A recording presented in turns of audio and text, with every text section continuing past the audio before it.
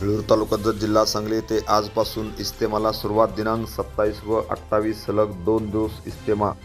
बेळूर तालुका जत जिल्हा सांगली येथे आजपासून इस्तेमाला सुरुवात झाली असून दिनांक 27 व 28 सलग 2 दिवस इस्तेमा आहे. या इस्तेमास मिरजेचे आमदार माननीय इद्रिस नायकोडी यांनी भेट देऊन या इस्तेमाच्या नियोजनाची पाहणी केली. अस्सलामु अलैकुम वरहमतुल्लाहि वबरकातुह। सांगली जिले का उमूमी इज्तिमा जो 27-28 दिसंबर को होने जा रहा है, जो बेलूर गांव में तय हुआ है, इसकी मेहनत माशाल्लाह तकरीबन 80 या 90% होते आई हुई है। तो यहाँ पे मेरे अंदाज क्या हैसियत से कम लाख से 1.5 लाख तक मजमा यहाँ पे शामिल होने जा रहा है।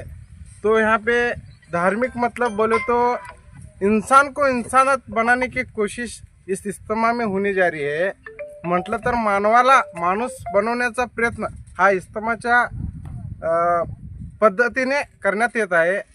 तरी ह्या 27-28 होणाऱ्या इज्तिमाला आपण सर्वांनी सहकार्य करावे हीच आपल्याला एक विनंती आहे की आपण मोठ्या संख्येने उपस्थित राहून या प्रवचनाचा ह्या जो भाषण करतात त्याचा एक विध आपल्या मनामध्ये घेऊन दुसऱ्यापर्यंत पोहोचवण्याचा प्रयत्न करावा एवढीच अपेक्षा आहे। आणि सर्वांनी मोठ्या संख्येने उपस्थित राहावा एवढंच बोलण्याचा आपल्याला एक मार्ग मिळाला।